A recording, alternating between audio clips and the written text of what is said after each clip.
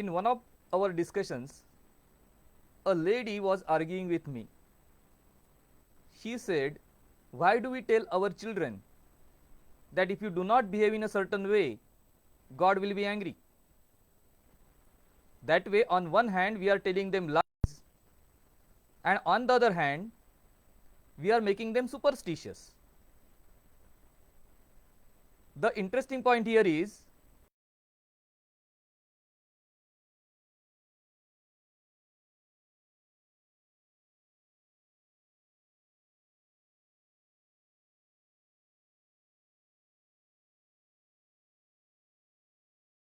them in a way that they would follow.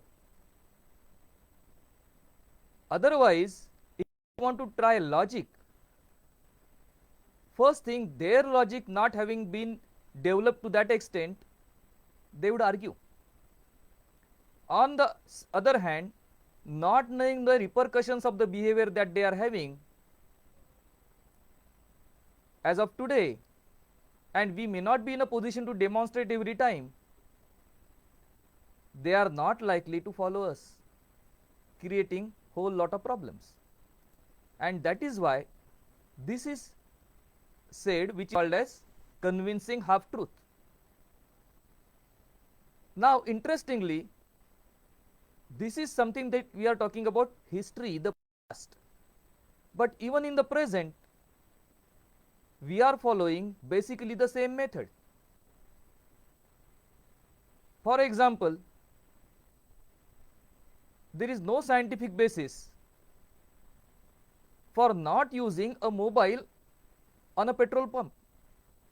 It does not interfere with the petrol dispensation. It does not interfere with any electronic gadget that is over there. Indeed, nowadays when everybody is paying by credit card or any other electronic method, at the same time there are at least 20 to 30 mobile phones which are on and in use on a petrol pump and nothing happens. Then why do we stop people from talking on mobile on a petrol pump? Why are there so many big boards? The boards are because the underlying reason is that petrol pump is a place which is highly volatile. Petrol vapor is everywhere and you cannot afford to be distracted for any reason. Mobile phone is a great distraction, and anything may happen when you are distracted, and if you are distracted, that 2 second, 3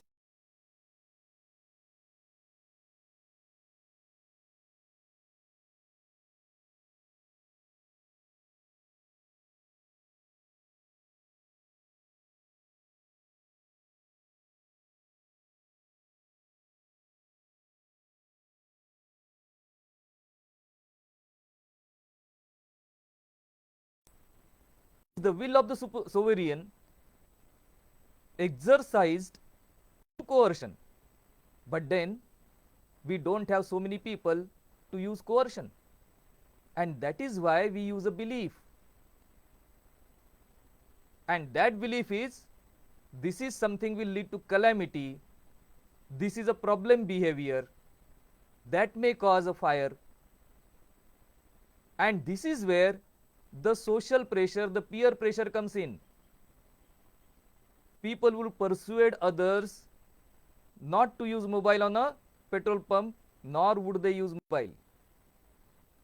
If we were not to instill this fear, what people are going to do, or they are going to be many smart Alex, oh, I am not distracted on a mobile phone, I can do multitasking, in office I do 4 things at a time, here I can fill up the petrol as well as talk on the mobile, it saves me time, it is an urgent call, I am so and such thing is happening.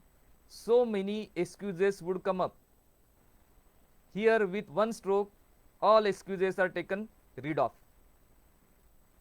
Those who can understand anyway, and those who don't understand would have to be made to understand in a language that they understand. That is the basis of convincing half truth. Whether you are on one side or the other, it remains the same. So superstitions do change over a period of time, but new superstitions come in, and superstitions do play a productive role also. That is to be seen. Also, giving half truth or convincing half truth does not mean increasing superstitions. It means getting the work done with least possible effort and least possible problems. Think about it. Namaskar.